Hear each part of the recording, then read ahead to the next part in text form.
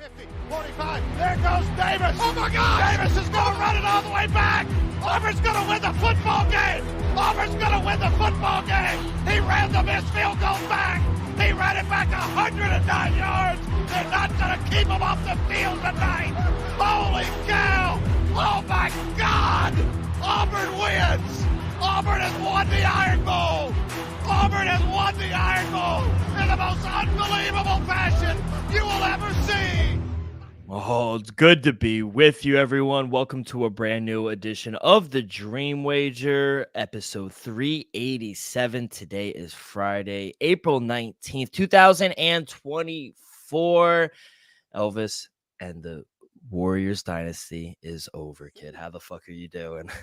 To be honest, I'm a little burned up. I don't know if the people watching can see. I don't know if you can see, Dill, but your boy's a little red. A little tan. How's Florida, kid? I'm gonna be honest, it's a little hot. Today was like 91 degrees. I was helping my uncle out with some work outside in the yard, and I ain't gonna hold you people. I got burned. It's regret. At 2:00, everything was fine. Right now at 7:40. Regrets. So we'll be all right, Dill. Hopefully I won't get too burnt for the rest of the time here, but your boy is shot right now. Did you stay for all 9 innings last night? It winded up being a good game. It was, Dill, the first 5 innings, terrible, honestly. Terrible. Shout out Mike Trout. Mike Trout hit a dinger right away, and I was like, yo, he's going to hit one out. I was in left field. I was hoping one's coming my way. But, 5th inning on, Dill was just exciting. Innings basically scored every inning. Rays took the lead, bottom of the 8th, go up 5-4, and then the Angels rallied the top of the 9th to just close it out. So it was an exciting ending to a boring start, And from firsthand look, Dill, Tampa offense a little weak. Yeah. And honestly, the closer Pete, I forgot his name, but it's Fairbanks. The worst closer I ever seen in my life. Still, his ERA when he got on the mound yesterday with a 5-4 lead, he had 8 appearances over an 8 ERA, over a 9 WHIP, and then he gave up the lead. Yeah. I mean, his quote after the game was the best. He goes, "I didn't just suck, I fucking sucked." I mean, that was the best description of what happened. And yeah, I was watching. I go, "Holy shit!" Fucking Elvis went to a great game. They get the lead in the bottom of the 8th. I go, "Oh, we're cashing our ticket, baby. We're looking good." And then Fairbanks just at home. Yeah, it was a great game. When you viewed it, I'm telling you, when I was like, "Oh, he was out." They put it on thing, and you saw, for the people who watched the game, and I know not too many people in the stadium, not a sold-out crowd by all means. But when they did the review, it was a zoo in there. So it was exciting late there. The crowd definitely got loud. 7th, 8th, and 9th. How is the Trop? Nice stadium? Honest review. Yeah, please. Going in, looking like a spaceship outside. Not the most attractive, eye-appealing stadium, I'll tell you that. Inside, I feel like every seat in the building is a good seat. I'll tell you that. Unlike Yankee Stadium, it's too big. In Tropicana, you definitely could get good seats for great prices. I'll tell you that. Overall, Dill, I feel like the food, drinks, and stuff was pretty good. But overall, I'm going to give it a 6 out of 10. A little outdated, That's what I heard. Everybody that's gone to the Trop, they said it looks cool on the outside, but when you go in, you get good seats. But it's dome baseball. It's much different than being outside. So yeah, that's what I've heard. But glad you're enjoying the weather, kid. It's been raining up here, so we need some of that weather up here. But we got a great episode. We'll recap all the playing games. UFL week 4, we got some plays there. NBA playoffs going all week, and we got plays there as well. And then a huge MLB slate for this Friday, 15 games on the slate. But Elvis, I alluded to it earlier. The dynasty is over. They lose the Warriors 118-94. And, we were recording while this game was going on for our last episode. And, they always kind of kept it close. But in the second half, the Kings just took over. Really, the Warriors, it was never really close, if I'm being honest. And just a very poor performance. I want to read you some stats and who I honestly think the game really came down to. And Unfortunately, it was Klay Thompson. His last 4 elimination games, going back to the Kings in game 7, 4 for 19 from the field, 2 for 10 for 3-point line. Against the Lakers in game 5, 3 for 12 from the field, 2 for 6 from 3. Against the Lakers in game 6, 3 for 19 from the field, 2 for 12 for 3-point. And then 2 nights ago against the Kings in the play-in, 0 for 10 from the field, 0 for 6. He's done. He's washed. I mean, I don't know if he's I'm not in the business to retire players, but it is trending towards that direction, kid. Not one basket. I mean, that's just unacceptable. Yeah, Dale. Klay Thompson definitely had an off game. He never was in rhythm, like you said. 0 for 10, 0 for 6 from the 3-point line. You know, it just sucks seeing. We especially us, Dylan. We saw him at his Yeah. great. Remember, Klay Thompson, especially during the first final runs, even up to I'm gonna say the Raptor series before he got hurt. Yeah. He was arguably their best defender at times. Him and Andre Iguodala, and he could score with the best of them. To the I'm not crazy saying this, though, and most people will agree. I can honestly say Klay Thompson is the second greatest shooter of all time. Not too many people are going to disagree with that statement just because we know what he's capable of doing. We saw him score 37 points in the quarter off like 4 dribbles. Is he that guy anymore? Absolutely not, though. But we saw Klay Thompson, especially on this back half of the season when he got inserted back into the starting lineup. He was giving you 20 plus points a game with these last 10 games of the season, last 12 game stretch when they won 9 out of 10. He was giving you 20 plus points. So do I think Klay Thompson? I'm not going to set him off though. Do I think he is his Warrior run possibly over? I'm gonna give it a 51% chance. Yes, still just because Klay Thompson, he's an LA kid. His dad played for the Lakers. I'm not saying he's just gonna he's gonna end up on the Lakers. All I'm saying is that might be. He's like I could put on the same jersey my dad wore. That might be one of his goals. Play 2 years in LA, Dylan. And Yeah. like you said, is he? You don't want to put him in retirement. Though. All I'm gonna say this: Grayson Allen just got $70 million. Klay Thompson could still do things Grayson Allen does well. Klay Thompson can shoot the ball better. Maybe not at a higher rate because he did shoot 46% Grayson Allen this season. But Klay Thompson could still be about 40% or higher. He could still play defense at times. Grayson Allen as well. Do I think Klay deserves to get $70 million? No. But when you have a guy like Grayson Allen, Klay Thompson's not too far off. So I think he'll get a deal somewhere, if not with the Warriors. I'm going to say he has to get at least like 3 years, 40, maybe 50 mil deal. I think he has to work down. Remember, last year or during the season, Klay Thompson turned down a 2-year, $50 million extension because he wanted a long-term max. Like Draymond. Draymond just got a 4-year, $100 million, but Draymond is still an X factor. Klay Thompson, Not. no, not as much of an X factor. I'm glad you brought it up because the last few years I've seen a decline. When he goes to the bench, he looks tired. He looks wrapped up in his knees and his arms. He just doesn't look like the same Klay that you and I grew up on when they started winning that dynasty. And to be honest, he had one of those games where he dribbled the ball once and had 30 points that one game in the playoffs.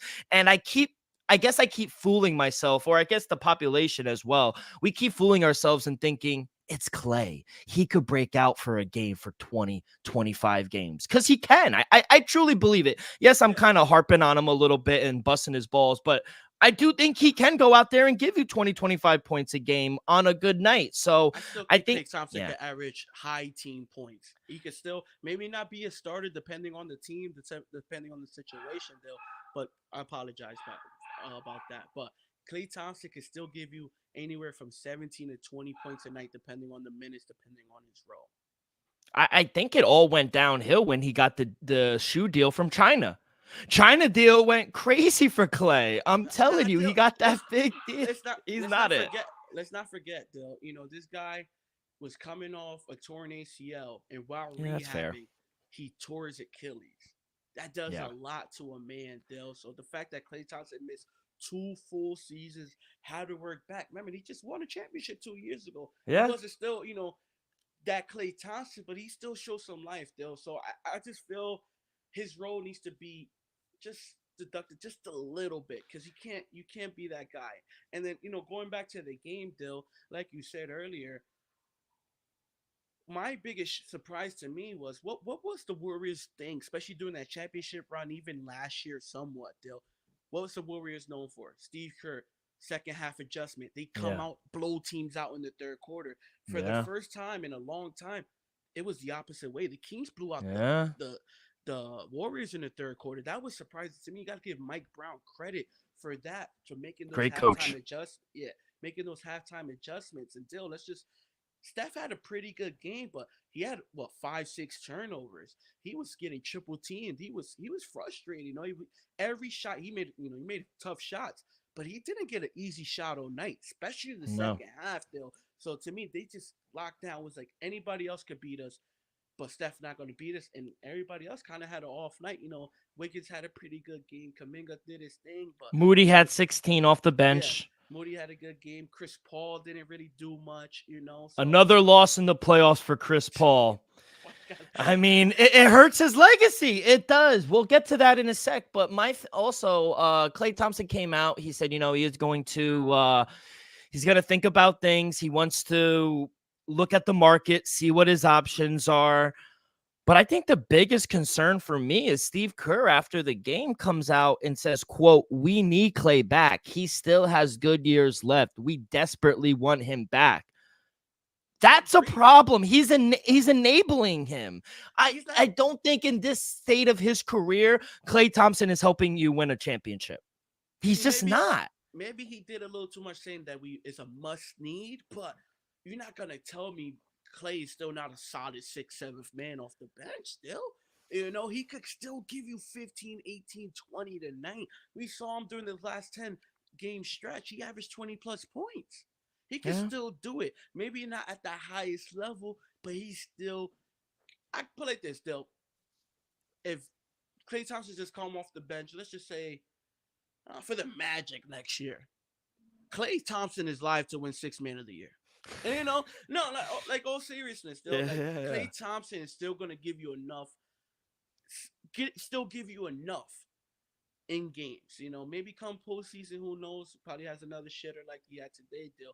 But we all know Klay Thompson, if he gets hot, he's arguably the best shooter in the world. Yeah, I do agree. I think his role needs to be reduced. He can't be a starter in the league game, especially for a contender. I just don't think that's in the cards right now. They're asking. They're asking too much of a guy that's, it's past his prime. Father time catches up with everyone eventually. I do want to shout out Keegan Murray. Hell of a fucking game. 32 points, 9 rebounds. Shout out Iowa basketball. Him, Caitlin Clark. I mean, they're up right now. Keegan Murray put the team on his back. Obviously, De'Aaron Fox had a good game. 24 points, 6 assists, 4 rebounds. Another double-double for Sabonis. And they were just bullying him on the board. Surprised Draymond didn't get thrown out. This is a typical game Draymond should have gotten thrown out. Energize the team a little bit. Get that some aggression, be physical, because it looked like the Kings were the bullies. Yeah, Dale, especially in the, like you said, in the second half, Dale, and one thing that worried me a little bit, Sabonis had 3 bad fouls. Well, not bad, but especially in the first half, he was in foul trouble. He came in third quarter, we're already 3 fouls. He ended the game with 3 fouls. So that just shows you that he can still be, a presence down low, be destructive, still get his rebounds, and not make those ticky-tack fouls. That's great coaching. Knowing, Mike Brown told him, like, you got 3 fouls. We still need you to be you, but just be a little less aggressive. We'll send you help. And that's exactly what they did. And even when he got off the floor and, we saw Moody hit a couple threes. I think he went 4 for 5 from 3. You were like, okay, maybe the Warriors young kids are going to start getting up. Kuminga had 16 points off the bench. Maybe some of these young guys are going to step up, but every time they cut it to 8 or 10, they just blew it open even more. Okay. So Kuminga hits a 3. Yeah. That's exactly tough And Tough loss for the Warriors. yeah, and one last shout out before we Yeah. move along. Though we gotta give the kid Ellis, the undrafted rookie or second year player from Alabama. You Yeah, know, big game. he had what 15 points, 3 steals, while guarding Steph Yeah. majority of the time. We got to give him his flowers. That's an undrafted kid starting in a Yeah. huge playoff game must win and defending the greatest shooter of all time. And to be honest, being successful. Yeah. He had the second best point differential on the floor that night, plus 27 from the floor. The only one better was Harrison Barnes, plus 29. The kid Ellis had 15 points, like you said, 3 assists, 5 I mean, the kid was all over the floor on both ends of the court, defensively and offensively. So good shout for him, and that's a great find for their Sacramento team. The undrafted rookie. Wow. Yeah. Let's go to the next game. Philadelphia Sixers barely sneak out a win at home, 105-104 over the Miami Heat. Big comeback for the 76ers. We heard boos in the first half. I mean, I thought early on that zone for Miami was really giving Philadelphia some problems, turnovers, sloppy plays. I mean, Joel Embiid had 3 turnovers. Maxey had 3 turnovers. Buddy Hield had a few himself. Just bad shots, I thought, early on. They kind of figured it out in the second half and wind up coming back and getting the win. But I don't know who you put this more on. Miami kind of, blowing this game, or do you give credit for Philly fighting back and winning a tough game? I'm not gonna say Miami blew the game, Dill, just because the injury to Jimmy Butler. You know, the reports coming out today that he has an MRI and they had a MCL sprain. Yeah, And he's out. He's out Yeah. several weeks still. You know, to me that the game shifted right then and there. Even though Miami had control, especially at halftime, Jimmy Butler remained in the game, Dill, and it just wasn't the same. Shot 5 from 18 from the field, 2 for 6 from three. That's not Jimmy buckets. That's especially not playoff Jimmy. If you had a healthy Jimmy Butler, Dill, he probably would have ran away with this game, winning by double digits. Let's just be honest. You know, so he had a terrible second half. I think he only made 2 shots the whole Yeah. second half. So, you know, to me, that's right there. When you have your best player go down, even though he stood in the game, he wasn't really able to get in rhythm and get in flow. Though that just hurts you a lot. You know, Tyler Hero had himself a great game. He had to put up a ton of shots, 9 for 27 from the field, 25 points. He had 9 assists as well. And then, you know, Javier Jaquez Jr. To me, he came off the bench though, and he lit it Kid's up. gonna be good in a few years. You know, the fact that he's able to do so much, and he's just a rookie, and he's able to come in on the road, hostile. You know how Philly gets still. Yeah, I know. The fact that he was able to do that in his first playoff action, it speaks volumes to me. You know, and one last thing before I move on to Philly, we got to give Coach Sproul his credit, though, for the fact that he almost won. That's why to me, they didn't blow it, because Philly did what they had to do to come back and win this game.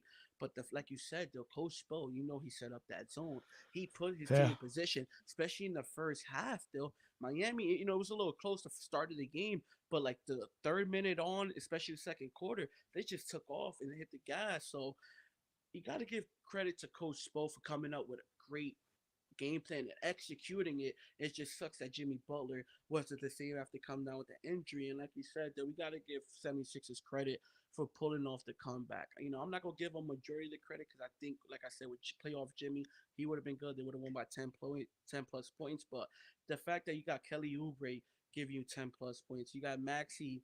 Now, the fact that he was able to win this game without Joel Embiid doing 30 points plus with 15 rebounds. Maxine gave me 20 something. Tobias Harris had another off game. I never expect him to do anything. And you was able to sneak out this victory deal. And to me, the most important person on the floor yesterday for the 76ers was Nicholas Batum, Dill. 6 for 10 from the 3-point line, 7 for 12 from the field with 28 minutes off the bench, Dill. To me, he was the key player for the 76ers. Yeah, he took the words right out of my mouth. Nicholas Batum, he was the key player. He was the star of the game. He should have got the game ball. 20 points off the bench. He had 5 boards, 6 for 10 from downtown. He had a block on both sides of the floor. He was playing. Yeah, I thought it was really good, and like you said, it all turned to a head when Jimmy Butler got hurt. Credit him for sticking it out. Funny, Kelly Oubre put a picture up on Instagram, and Jimmy Butler commented and said, "You got to see me." So I think he wants a little fate, but to be honest, trouble in paradise too for this Miami team. Reporter for the Heat, Iron Wilderman, Jimmy Butler, and Tyler Hero had to be separated on the team bus ride last night after the game. Butler kept saying 9 for 27, and reportedly Hero got mad, threw a punch that did not connect, and Butler then yelled 9 for 28. So yeah, not looking good for Jimmy Butler and Tyler Hero with not having the chemistry and then getting into a fight. Not looking good because they have a game coming up and it was just not good at all. I know you went away real quick, but I just said there was a report after the game with Jimmy Butler and Tyler Hero. They had to be separated on the team bus last night. Butler kept saying 9 for 27, and Hero reportedly got mad, threw a punch. It did not connect, and then Butler yelled 9 for 28. So trouble in paradise. You got to imagine Butler being that upset for a game. I'll say I thought they blew the game. Regardless if Jimmy Butler was hurt or not, they should have won that game. They had enough talent to win that game. I mean, look, what did Bam Adebayo do? Nothing. 10 points, 12 rebounds. He was a non-factor, negative 10 from the field. Caleb Martin, what has he done? 5 points. Kevin Love was the highest point differential on the whole team all night. I mean, that just can't happen. Hawk has 15 points. Besides shooting 27 fucking field goals, I mean, Tyler Hero had 25, but that's just unacceptable for a team that prides themselves on defense and closing a game out. They should have won that game, and now there's trouble in paradise with Butler and Tyler Hero. I don't know what to make of this team moving forward, but tough loss. I mean, they should have won that game, and I love all the 76ers fans saying this is what they wanted. They wanted to verse the Knicks, so we'll see. They said their matchup, but we'll see. I love the energy, but if they, I'll say short drive to the game, short drive, just 2 hours. So I-95 north or south. So Philly fans, that if they say they mean it like that they could attend the next game, okay. Yeah, I mean, I'll tell you this right now, Ian. I think you'll agree. If they play like they did last night, it's going to be a short series. I'll say that. Yeah. Maxey needs to combine for 55 plus. And we need Tobias Harris to keep having 9 points because that's going to do amazing things for us. He's going to have one good game. He's going to have 1 20-point game.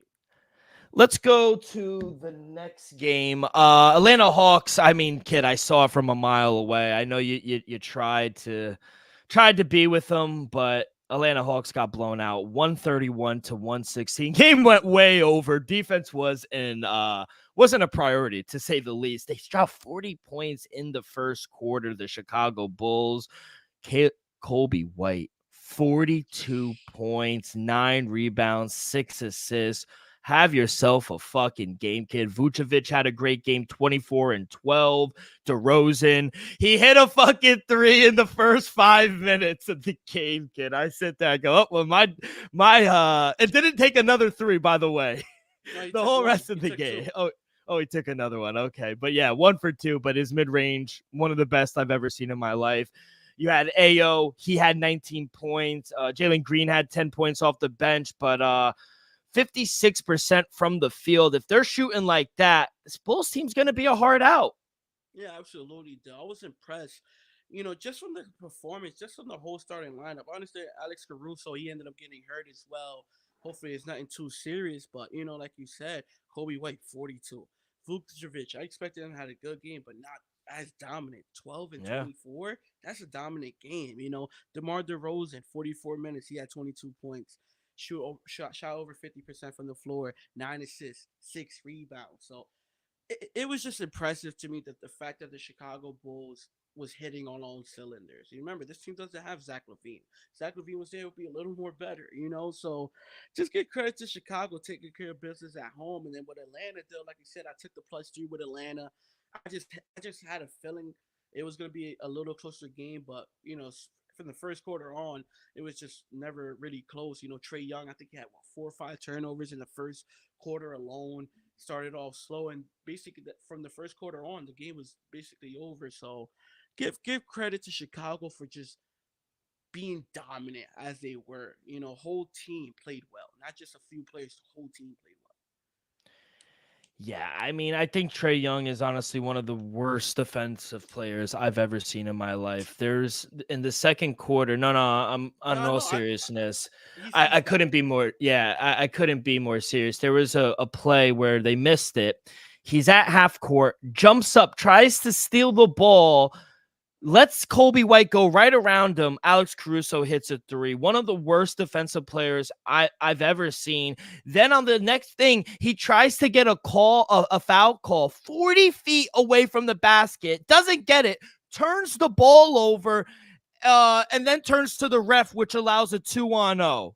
I mean, get him off the floor. I'm not even joking. They needed to give him the Brandon Ingram treatment. He was that bad. He was negative 27 from the floor.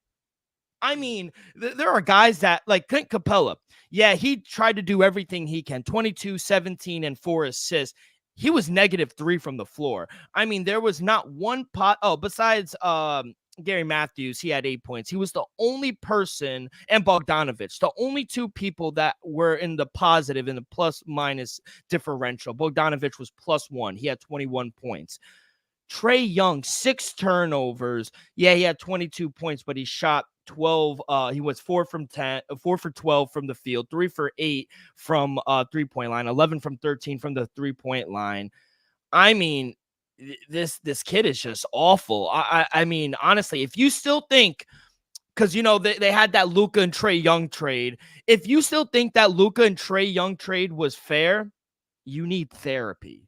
Maybe even a straight jacket. I'm not even kidding, kid. One of the worst playoff performances I've ever seen in my life. It's just funny to me, Dill. With the trade scenario, Dill. One thing I can honestly say is Luka is the much talented player. But they've been both in the NBA 5-6 years now. Both got nothing to show for it. None got an MVP.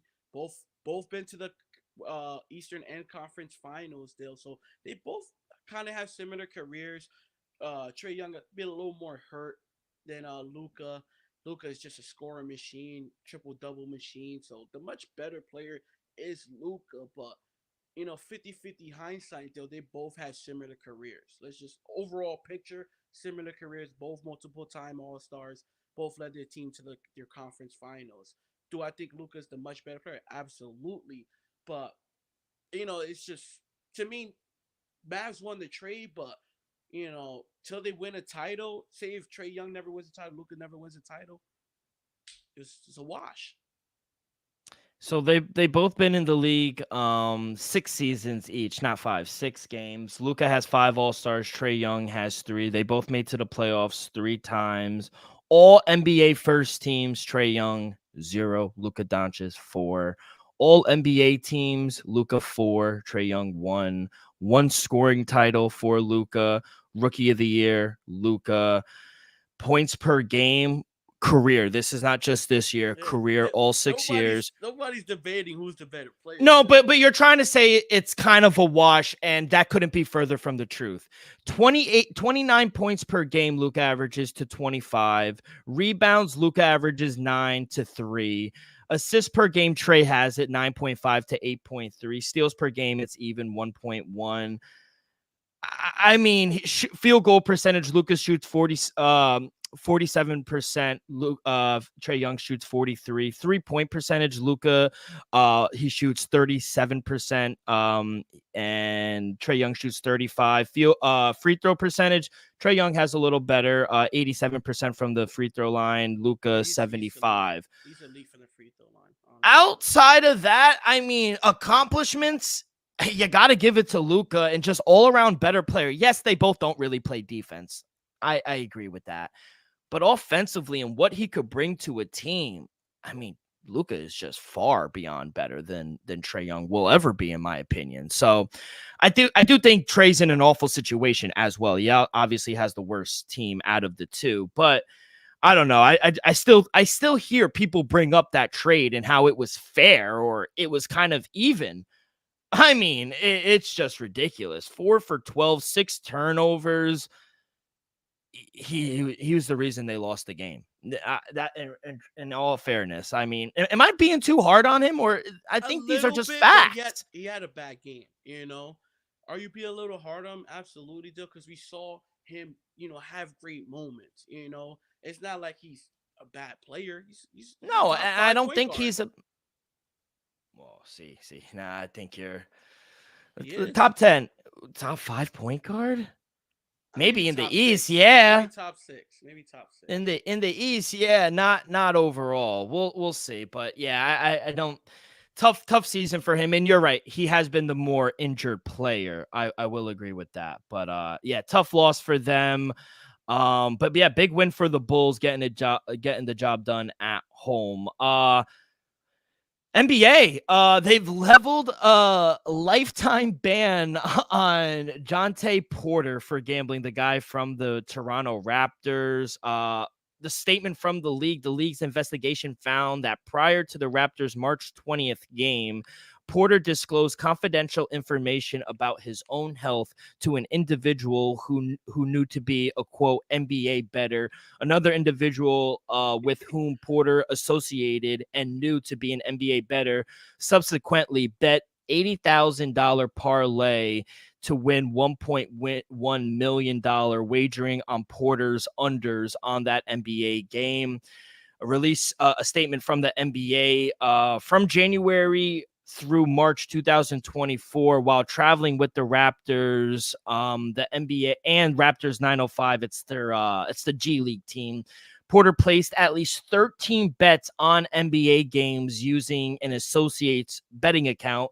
The bets range anywhere from $15 to $22,000 for a total of $54,000. A total payout in winning was 76,000. Or no, so total was 76,000 and net winning 21,000. So none of the bets involved any game in which Porter played, is what they say. He also bet the Raptors to lose, which I think is kind of telling. But I mean, if his name was Shohei Ohtani, he would have been good, right?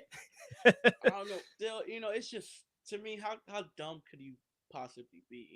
You're in position to make millions of dollars. Yeah. And you're just gonna blow it all away for a few $100,000. To me, that's just goofy. It don't make no sense to me. You're hustling backwards. I never seen a guy in position to make millions of dollars a year, and he's like, "Nah, I'm gonna go back to what I was doing and make $100K." What? So to me, he deserves what he got just because his decisions. Fuck the betting. How could he be so dumb, bro? How you going back in life? Yeah. Wasn't your goal in life to be an NBA player, play in the NBA, not to bet on the NBA? It's just I can't even fathom what went through his mind, though, because I can't. To me, he had to be a very privileged individual growing up when he was like, you know what? I don't need to be making millions of dollars a year. I'm going to just bet. What? So, Porter, you're an idiot. You're an idiot. I don't hope nothing bad happens to you. But all I'm saying is, I hope your kids are nothing like you, my boy, because you just make dumb decisions. Like, you're an idiot. I mean, it just doesn't make sense. Like, you're set to make a few $1 million. Granted, you're not good, but you're set to make a few $1 million this year, and you're gonna go backwards and bet $22,000 to win 70,000. If you were betting $5 million to win $12 million, I understand, my brother. You're betting $15,000 to $22,000. Yeah, bro. I know people who bet more than you. Word. They're not making millions a year, bro. Come on now, and I just don't understand how someone would just knock themselves out of position of making possibly millions a year to gamble. He Like, blew his he was set to make $2.2 million. He blew his $1 million contract and a chance to make more. And that's like you said, this was probably his dream his whole life. He finally gets there and you throw it out the window to bet with your buddies? so it has to be something deeper than that. He had a, He's a degenerate like us. or But the difference is we're not professional athletes. yeah, or he just got involved with the wrong people. And was like, you got to do this or else. I mean, is he I hanging don't know out with about. Shohei and Ipe? Like, what's going on? I don't know if Canada like that. I don't know if Toronto like that deal, but there's no way he's that dumb. So, moral of the story is he's an idiot, right? Moral of the story: he should get CTE check because Yeah. it I doesn't make mean, sense.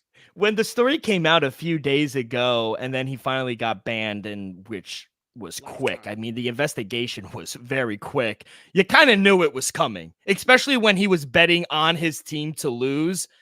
That's incredible. Yeah. Especially if they lost the game and the dude. Yeah, I think they did lose that game. game. Like, come on, bro. I think they did lose that game, but yeah, the kid's a fucking idiot. Yeah, that's all I really got to say on it, and I'm glad the league kicked him out. To be honest, there's no room for that in the NBA. The league's better without him. Let's go to the gridiron. Only one story. We got a signing right before draft. J.K. Dobbins. He signs a 1-year deal with the Los Angeles Chargers. He will be reunited with former Ravens new offensive coordinator for the Chargers, Greg Roman. Chargers now have 2 Ravens running back, J.K. Dobbins and Gus Edwards. Looks like they're going to run the hell out of the ball this year, kid.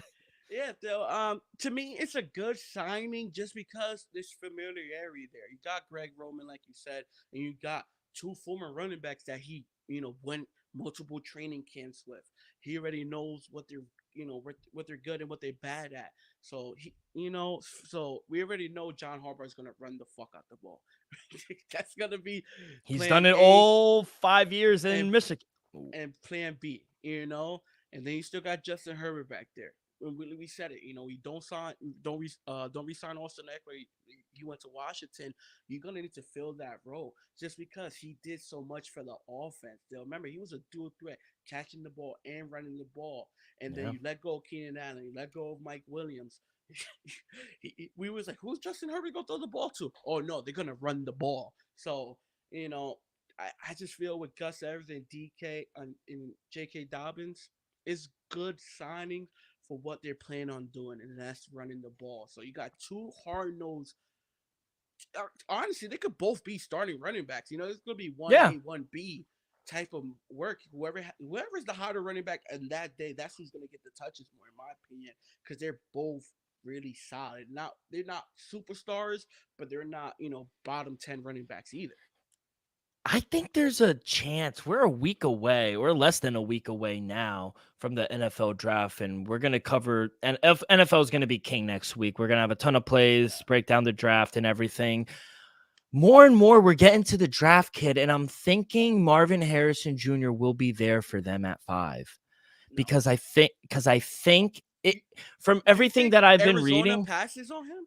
I think Arizona trades their pick with the Giants at 6. They no longer have Marquise Brown. That's fine. I think they still get a receiver at 6 because they trade with the Giants. Giants will get a quarterback at 4. Because I think a lot in the draft. Because I think a lot of people are actually grading Malik Nabers higher than Marvin Harrison Jr. I don't think so, but he is a very good wide receiver out of LSU. Yeah. He's getting up there on a lot of draft boards. He probably will be gone after 8. He's going to be a top 10 pick. And my thing is, if Arizona doesn't get him, the Los Angeles Chargers are going to get him. Or the Giants. 6. Giants at 6. If they don't go quarterback. If they don't go quarterback, I think they go offensive lineman. Ooh, okay. Name me one Giants receiver. Shepard, Sterling. You're right. Sterling Sterling Shepard. Shepard and my boy Robinson. He had a Yeah. rookie. Is Other than Paris that, Campbell still there? He I might. don't think so. He Maybe was not there under for like a contract. minute. Yeah. But I really think, and I think that's the key. It's the Giants, what they're gonna do. Everything that I've heard, Arizona's either gonna, if they stay put at 4, they're gonna draft Marvin Harrison Jr. If they trade the pick away and they move down 2 spots to 6, we know Giants are gonna go get a quarterback. They're not trading up to not get a quarterback. So we'll say hypothetical. We're just throwing hypotheticals out there. Say 4 quarterbacks go first 4 picks. That'd be insane. Then 5 is sitting there and Marvin Harrison Jr. falls into their lap. It's either he falls into their lap or at 5, if Arizona stays put at 4, they're going to draft Malik Napiers at 5. So they're going to get a wide receiver regardless. It'd be very interesting to see what they do. Gun to my head, I do think they get Malik Napiers. I think Arizona stays put at 4.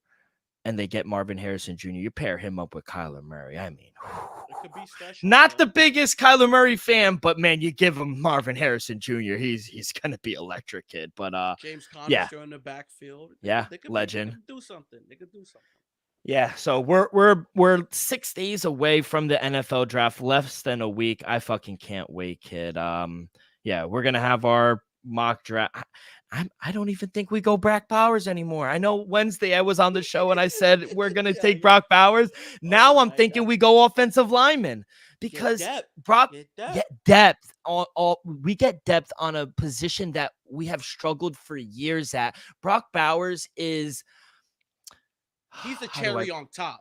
Exactly. He's something that's extra. Do we need him? He's a want, not a need. Exactly. He's a want, not a need. Y'all don't need it. Y'all need another offensive lineman. Because if y'all draft a stud, let's just say y'all grab a perennial Pro Bowler with that 10th pick. Aaron Rodgers might be, you know what? I could do 2 more years. I know this. Yeah. I'm not getting hit from this side. You know? We're definitely not going to get Joe Alt, the best offensive tackle from Notre Dame. He's probably going to go to Tennessee at 7. Why wouldn't you protect Will Levis? Yeah. Outside of that, the second best tight offensive tackle has to be either the kid from Penn State or Oregon State. I don't know if they reach, though. So I'm going back and forth. I might have a different opinion on Monday. I really don't know.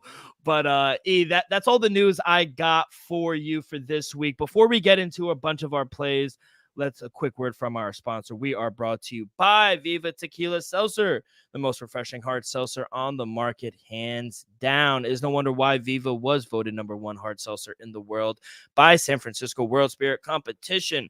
With only 88 calories, 0 carbs, 0 sugar, and a light 4.5 ABV, Viva is the perfect drink for your post-game celebration, as it was created with that active lifestyle in mind. We favor tequila seltzer because flavor is the spice of life, and we like our drinks with just a kick, just like how we like our lives. Whether it's Huckleberry playing a round of golf with the boys or an elderberry watching the NBA playoffs, it doesn't matter. Our favorites pair perfectly with that Artisanal Blanco tequila for that subtle and refreshing drink. Our belief here at the Dream Wager and at Viva is to live long, live well, and live it up. What kind of flavor did you have at the Trop? A watermelon, Dill. Not too crazy. Wanted to get the watermelon one. Had to get a drink. I was gonna get a second one, Dill, but didn't really eat. You're not much of a drinker, though. Yeah, not much of a drinker, Dill. Hey, all right, I'll knock you down. I'll tell you that. Let's get to these plays, kid. We got a lot to talk about. We'll start in the association. I think that's key this weekend. We got 2 games tonight on Friday, 4 games, on Saturday, and then 4 games on Sunday. We don't know who the other 2 games are. Celtics are going to play the winner of the Bulls and the Heat. And then the Thunder's going to play either the winner of the Kings and the Pelicans. We will start with that first Eastern Conference game. Bulls at the Heat, 7 o'clock Eastern. Let me get the lines for you real quick. Heat -1.5, -125 on the money line, +105 for the Bulls. Over under is at 205. No Jimmy Butler, kid, and they're still favorites. Do you agree with the line? Dill, from the performances we saw yesterday, Dill, I'm not saying I agree with it, but I understand. Just because Miami defense can lock it. They're gonna be at home. You gotta uh um take that into consideration as well. Do I expect the Chicago Bulls to play as good offensively in Miami than they did yesterday? Absolutely not, Dill. But do I expect Miami? You gotta understand, Dill. Miami was in position to win the game even when Jimmy Butler had a poor performance. Maybe you got Vasquez Jr. He gets in the starting lineup, or Hulk Vic. Somebody gets in the starting lineup, and they possibly has a good night, Dill. You already know how they're gonna look defensively. This is a tough one to come down to, Dill, but I had to do it. I ended up going with the Chicago Bulls plus 105 on the money line, Mm. Dill. The no playoff Jimmy, that worries me a little bit, just because we saw them dominate the Atlanta Hawks. Put it like this, they're not going to dominate the Heat, but I think they're going to walk out with a victory, Dill. Give me the Chicago Bulls plus 105, Dill. And that juicy story you told me earlier, Dill, I think Tyler Hero is going to be a man on a mission. Give me the over Mm. 23 and a half at minus 115. He Wow. had 25 the other night, shooting 9 for 27. I think he will be a little more efficient, probably give you 30 points. 9 for 28. He missed Jimmy Butler as Butler, well. correct, correct. Yeah. I agree though, kid. Yeah, give me the Bulls. I got plus 106, plus 105, same thing. No Jimmy Butler. I think that's gonna hurt them a lot. This team is in shambles. I thought they blew the game last or 2 nights ago. Caruso is hurt, but there is optimism that the ankle. I can't believe him and fucking Drummond ran into each other, but Hmm. there is optimism that he will play the He's a tough kid. swellness. He's a Yeah, tough he's kid. tough. No disrespect to Caruso. He's an all NBA defender. Like, Yeah, that is yeah. hard to do in the best league in the world. So he's gotten better each and every year. I'm a huge Alex Caruso fan. And you know who I think's missing them? The The Lakers. Lakers. The Lakers are missing him a lot, but credit him. He got the contract he deserved, but there is optimism that he will play tonight against the Heat. So yeah, I'm gonna back the Bulls here on the money line. I just think they're playing better basketball, and them missing their best player, I think, hurts them. Especially it's Jimmy Butler, and we all know what he's capable of doing in the playoffs. I do have a player prop as well. I'm gonna go with my boy Ayo Dosuma over 14 and a half points minus 120. I love this over prop for him. When he gets 30 plus minutes, he's over this number in 14 of 18 games. The only concern here is the minutes. He just came off playing 41 minutes versus the Hawks because of Caruso, because of he hurt his ankle. But the Heat allowed the second most points per game to spot up shooters. Vucevic, I think it's a tough matchup for him against Bam and Spoltz. He's probably going to game plan and try to slow down DeMar DeRozan and Kobe White. I don't expect Kobe White to have free driving lanes like he did against the Hawks, but I think AO should have a solid spot here. He's going to get a ton of volume, good matchup. Since the All-Star break, he's averaging 16.8 points per game, around 17 points. 14 and a half. I think this line is a little low. Minus 120, a little chalky, but I like this. AO Desuma over 14 and a half points. Let's go to the second game tonight. The New Orleans Pelicans hosting the Sacramento Kings. Another kind of a pick 'em short favorites. Kings on the road minus 125. New Orleans Pelicans plus 105. Over under is at 211 and a half. Unfortunate news for the Pelicans. We were talking about it while we were recording on Wednesday. We didn't really know what his status was, but Zion Williamson, left hamstring, is out tonight against Sacramento Kings. He's going to be out for several weeks. He's going to be reevaluated, but yeah, tough loss for this Pelicans team, kid. Yeah, Dill, we saw Zion have arguably one of the best games of his career against the Lakers on Tuesday night, Dill. And the fact that he's not going to be able to go in this must-win game in the New Orleans as well, Dill, I think it's tough. We saw how good the Kings looked and looked young. They were hitting a whole bunch of threes, like you said. King of Murray had a huge game. DeAndre Fox still had a double double. Sabonis had a double double. You got Ellis doing what he's doing. To me, right now, the Kings just look a little more fresher and a little more better of a team. CJ McCollum had a horrible game. Brandon Ingram, like we spoke about earlier, he just came back from injury. He's still not in rhythm 100%. I still think he'll give you, like 14 to 18 points still, but we both know Brandon Ingram gave you 25. 25 a night when he's there, when he's Yeah. healthy. So, I just feel like it's a tough challenge for the Pelicans to overcome without their superstar player in Zion Williams. Can CJ and Brandon Ingram get combined for 60 plus? Maybe they could win this game, Dill. Doubt it. But that's gonna be tough to do. So from what we saw just 2 days ago, Dill, the Kings just looked like the better team. Even though the Pelicans went on that run to tie the game, that was mostly just Zion just playing bully ball against Yeah. AD. So without Zion, I just don't see why the line is this close. I caught minus 118 for the Kings earlier. I still love the minus 125. Maybe it's because they're on the road. They don't got the beam, They me, did get to light the beam. to me, the Kings should easily be like a 4.5, 5-point favorite. Yeah, I agree, man. And I really think that Brandon Ingram and CJ McCollum, they need to have a better game than they did last. They sat the majority of the fourth quarter. Rightfully so, though, because it was Trey Murphy. That's when they made on the run. Yeah, it was Trey Murphy, Alvarado, and Zion just putting his head down and saying, none of you could stop me. So and Herb Jones, too. He had a couple threes in the game. No pick on the side, but I agree. I do think the Kings are the right side. It worries me that it might be a trap, because why are the Kings this short of a favorite? Based on everything that we saw and their best player for the Pelicans being out, they should be at least a -3, -4 favorite, right? That's what worries me. It might be a trap. Gonna stay away from it. I agree, though. I do think the Kings are the right side. I have a player prop, Trey Murphy, over 16.5 points, -118. No Zion, like I said. Ingram doesn't look good from what I saw the other night. And Pelicans are gonna need scoring to keep up with this game. We just talked about Keegan Murray, the Sabonis, De'Aaron Fox, Harrison Barnes. Like, this team has scoring. The Pelicans are going to need scoring to keep up in this game. I think he has a good matchup. He's a spot-up shooter. Murphy, he's averaging 20 points per game in the month of April. I think with Zion being out, I think he should see at least 35, 36 plus minutes tonight. Give me the over 16.5 points. Let's go to Saturday's game. Full slate. We'll start with the 1 o'clock game. Cleveland Cavaliers hosting the Orlando Magic. Cavs laying 4.5 at home, -192 on the money line, +160 for the Orlando Magic. Over under is at 207.5. Lowest total this weekend, kid. What do you like here? I'm gonna lay it. Give me the Cleveland Cavaliers at home minus the 4.5. Do I like the Magic? I'm not saying the Magic don't have a shot in the series. All I'm saying is it's a very young team. First playoff game together on the road. Small chance they could get blown out. I doubt it, Dill, but you know how it is going into the hostile environment.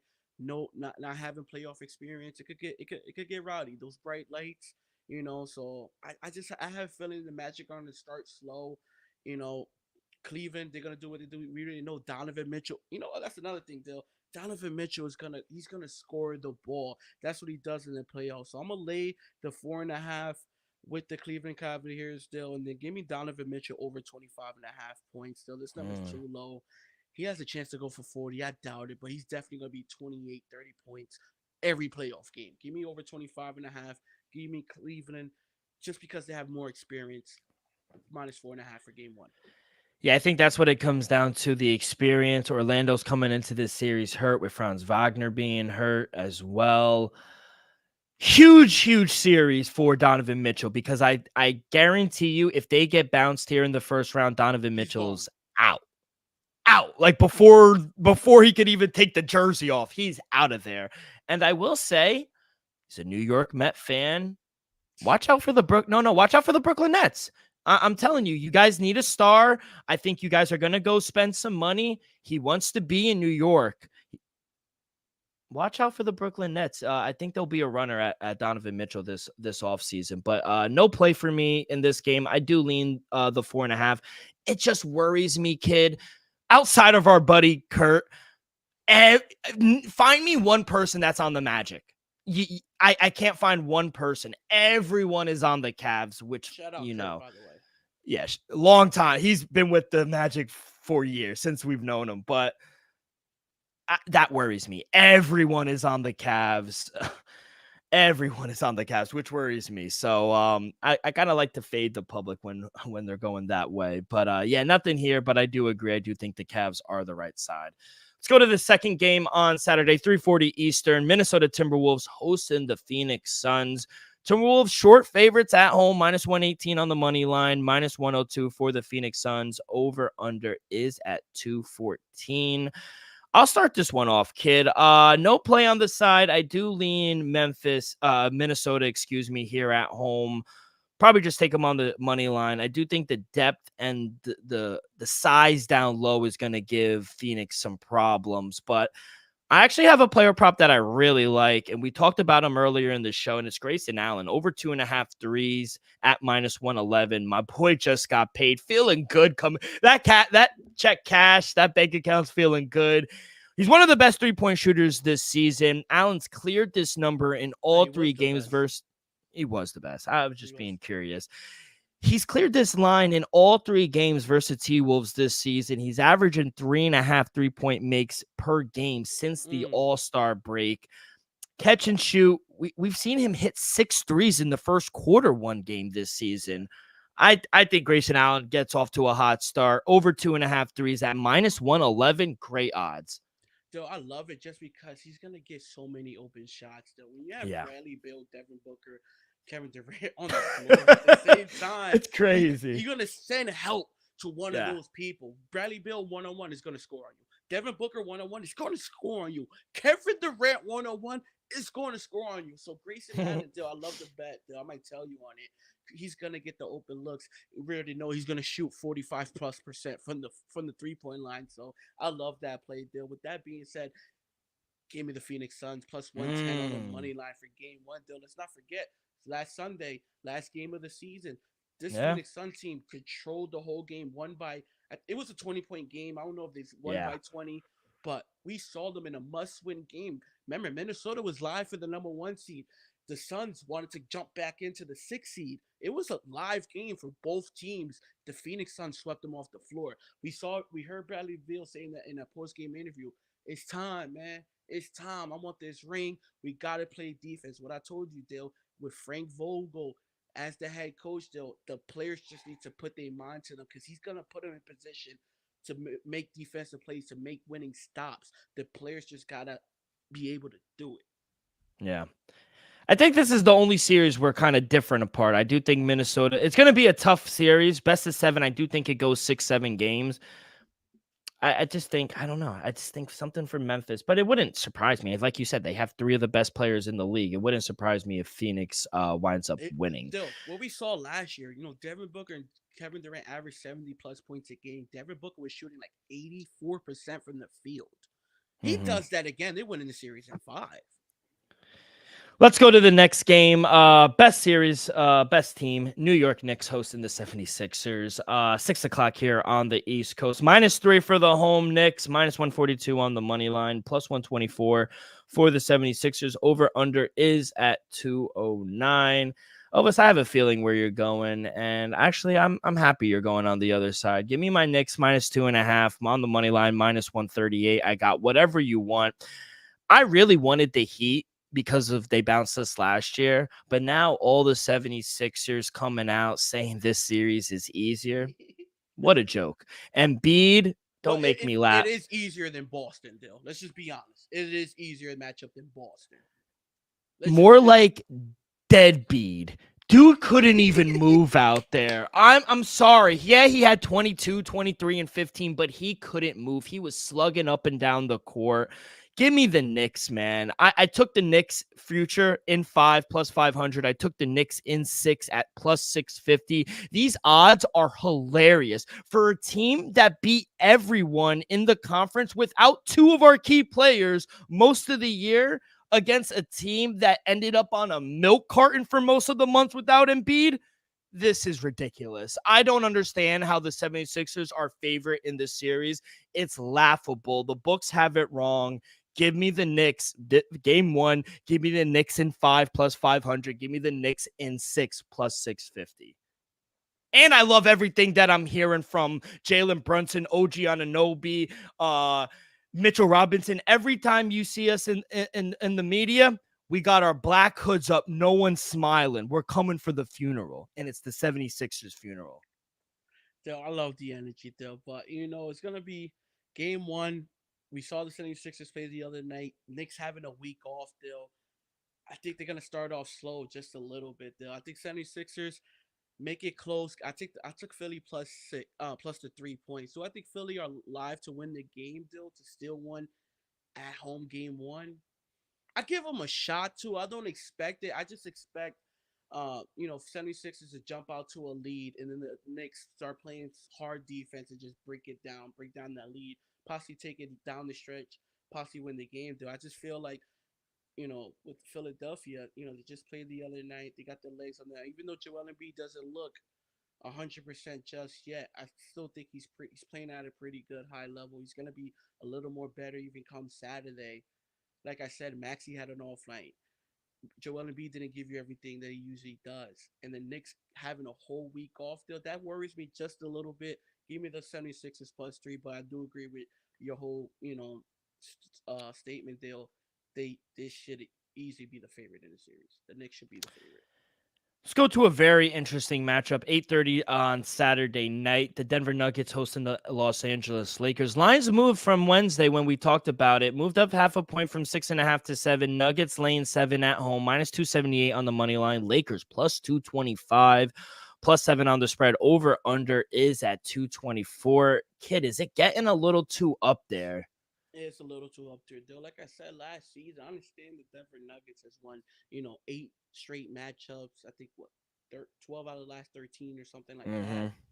But those games were close, man. And one thing I can honestly say, which all the viewers and you would agree on, Dill, LeBron is playing at a higher level than he was last year Western Conference Finals. He's Yeah. shooting the 3-point shot at a higher level. His ankle, the way he's just bouncing on the court, he seems a little more healthier. I'm not gonna say younger, but he looks much healthier than he in today than he did last year Western Conference Finals. So, and to me, that's gonna be an issue. And let's not forget, people, how many times down the stretch when it was a tie game or 1 point game, Joker hit a weird backboard bank three, Oh, turn yeah. around over.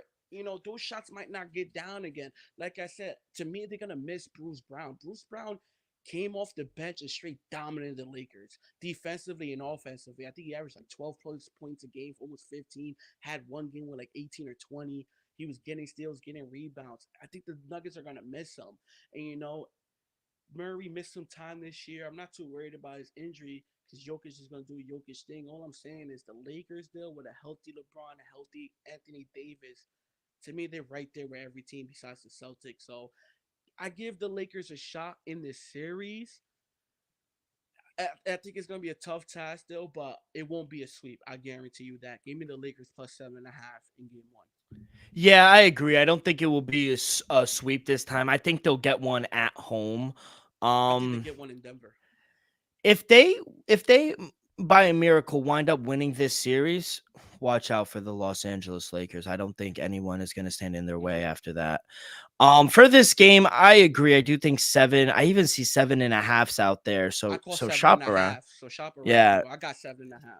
Yeah, 7.5s are out there. And to be honest, by tip, I imagine it get to 8. If I'm being all honesty, we saw how the line's moving. It got from 6.5 on the open on Wednesday to now it's around 7.5. It will get to 8.